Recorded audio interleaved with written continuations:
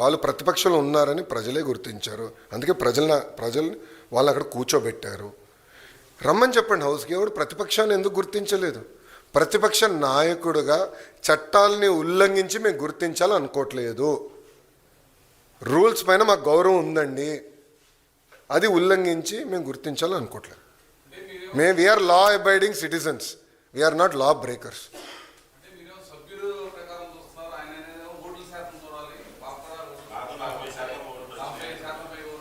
అవునమ్మా, rule book ఏమంటుందండి? ఇప్పుడు ఇదే అంటే జగన్మోహన్ రెడ్డి గారు ఛాన్స్ ఇస్తే prevention of money laundering act తీసేస్తాడు. ఇదే ఛాన్స్ కానీ జగన్మోహన్ రెడ్డి గారికి ఇస్తే సిబిఐని రద్దు చేస్తాడు, సిఐడిని మూసేస్తాడు ఆయన. ఎందుకంటే ఆయన దందాకి అడ్డొస్తున్నారు కదా వీళ్ళు. రూల్ బుక్ ఏం చెప్తుంది? 10% ఉండాలి.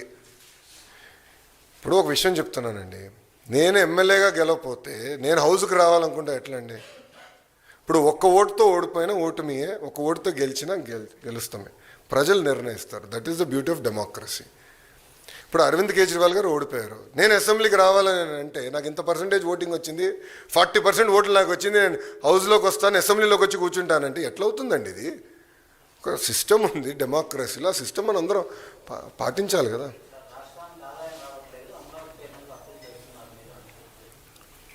రాష్ట్రానికి ఆదాయం రావట్లేదని ఆయనకి ఎవరు చెప్పారండి? ఏ కలలు కంటున్నాడు ఆయన? ఏ ఆత్మ చెప్పిందో మరి? ఎందుకంటే ఆయనకు ఆత్మలతో మాడతాం బాగా ఇష్టం స్వామి. రాత్రి ఒక ఆత్మతో మాడతాడు, పొద్దున ఒక నిర్ణయం తీసుకుంటాడు. రాష్ట్రం వాళ్ళు చేసిన విధ్వంసం వల్ల ఆదాయం పడిపోయింది. దారి తప్పిన రాష్ట్రాన్ని సరైన దారిలో మేము పెట్టాం. ఈరోజు ఆదాయం పెరుగుతుంది. 1 by 1 సెట్ చేసుకుంటా మేము వస్తున్నాం. అమరావతి వన్స్ అగైన్ నేను చెప్తున్నా, it is a self financing project. కేంద్ర ప్రభుత్వం 15,000 కోట్లు అమరావతికి నిధులు కేటాయించింది. ఆ నిధులు మేము ఖర్చు పెడుతున్నాం. దానిపైన ఉన్న ఇంట్రెస్ట్ కానీ టర్మ్ పేమెంట్ కానీ అది కేంద్ర ప్రభుత్వం చేస్తుంది. పోలవరం ప్రాజెక్ట్కి నిధులు ఈరోజు మంజూరైనవి. అంతెందుకండి, ఎన్నికల ముందల విశాఖ స్టీల్ ప్లాంట్ ప్రైవేటీకరణ అవుతుందని చెప్పిన వాళ్ళు వైకాపా నాయకులు. ఈరోజు కూటమి ప్రభుత్వం కలిసికట్టుగా పోరాడి విశాఖ స్టీల్ ప్లాంట్ని ప్రైవేటీకరణ జరగకుండా చేసుకున్నాం. అది మాకున్న చిత్తశుద్ధి. 13,000 కోట్ల రూపాయలు అండి. కేంద్ర ప్రభుత్వం 11,000 కోట్ల రూపాయలు, రాష్ట్ర ప్రభుత్వం సుమారుగా 2,800 కోట్ల రూపాయలు. రెండు జోడించుకుని విశాఖ ఉక్కుని మేము కాపాడుకున్నాం. అది దాని గురించి మాడమనండి.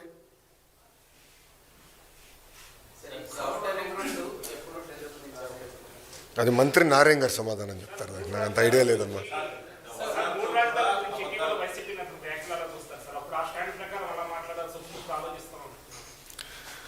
అంటే ముందర జగన్మోహన్ రెడ్డి గారికి సబ్జెక్ట్ మీద క్లారిటీ ఉంటే బాగుంటుంది కదా.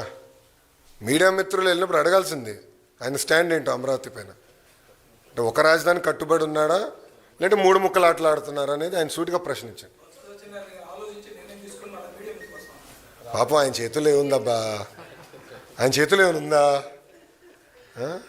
అక్కడ సజ్జల స్క్రిప్ట్ పంపిస్తే ఈయన చదువుతాడు కౌన్సిల్లో కూర్చొని. అంతే కదా జరిగేది.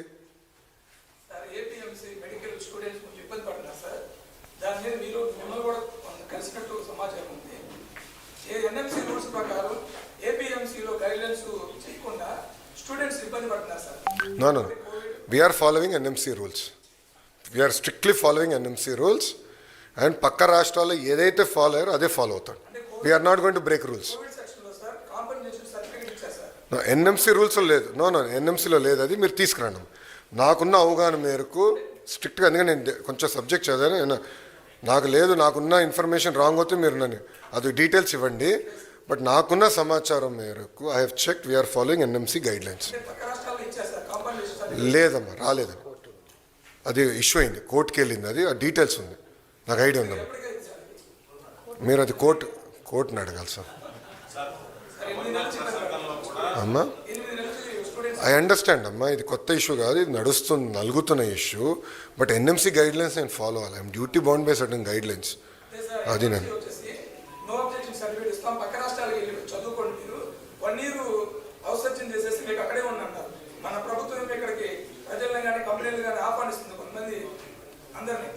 ఇలాంటప్పుడు పక్క రాష్ట్రాలకి మెడికల్ స్టూడెంట్ వెళ్తే మనకి ఇబ్బంది కదా sir. Sir let me follow the rules, the guidelines laid down.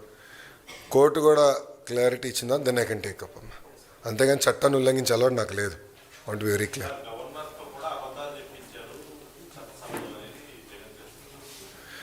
అమ్మా మీరు గమనిస్తే వాస్తవాలే గవర్నర్ గారు పలికారు. చాలా క్లారిటీగా ఉంది. స్పీచ్ పైన కూడా కౌన్సిల్లో వాళ్ళు దుష్ప్రచారం చేయాలని ప్రయత్నించినప్పుడు నేను చాలా స్పష్టంగా చదివి చెప్పాను. దాని తర్వాత నన్ను సోషల్ మీడియాలో కూడా పెట్టి ఉద్యోగాలు ఇవ్వలేదు అనే ట్రోల్ కూడా చేశారు. But I stand by my word. అవాస్తవాలు చెప్తాం మాకు అలవాటు లేదు. ఏముంది దాంట్లో చాలా స్పష్టంగా ఇన్ని లక్షల కోట్ల పెట్టుబడి, దీని ద్వారా ఇన్ని లక్షల మందికి ఉద్యోగాలు వస్తాయి అని చాలా స్పష్టంగా పేర్కొన్నా. దాని మీద కట్టుబడినా.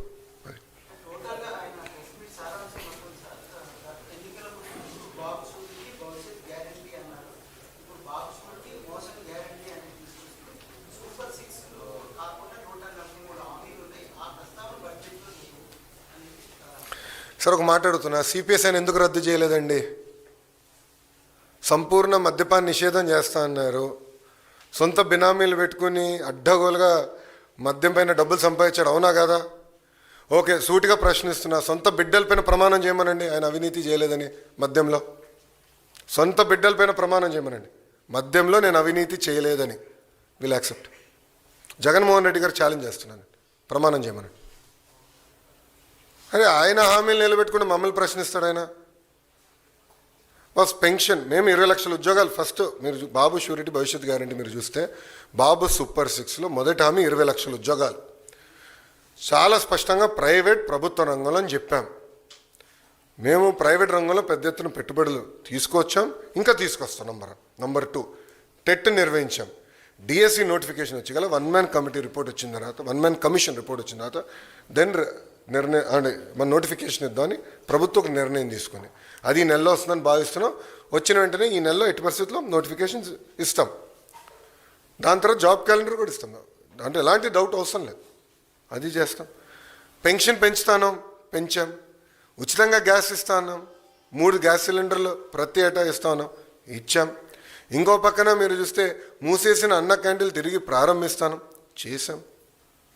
విశాఖ ఉక్కు ప్రైవేటీకరణ జరగకుండా చూసుకుంటాను, చేశాం. ప్రైవేటీకరణ జరగకుండా చేశాం.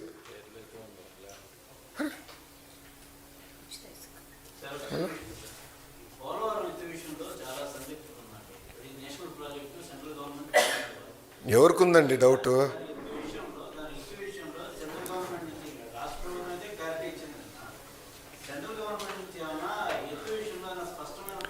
సార్ ఒకటి అడుగుతున్నా, ఎందుకు చేయాలి? నేను అడుగుతున్నా, ఎవరు తగ్గించారని ఎవరు చెప్పారు ఎత్తు? నేను మాస్కింగ్. ఇది ఎట్లుందంటే మీడియా మిత్రులు మీరు ఏమనుకోకపోతే, వైజాగ్ వెళ్ళానండి, ప్రెస్ మీట్ పెడుతుంటే ప్రధానమంత్రి గారు వచ్చి చెప్పాలి విశాఖ ఉక్కు ప్రైవేటీకరణ జరగదని. అరే బాస్, మంత్రి గారు చెప్పారు, డబ్బులు వచ్చినాయి, వర్క్ జరుగుతుంది, ఇంకేం హామీ ఇవ్వాలరా నైనా అంటే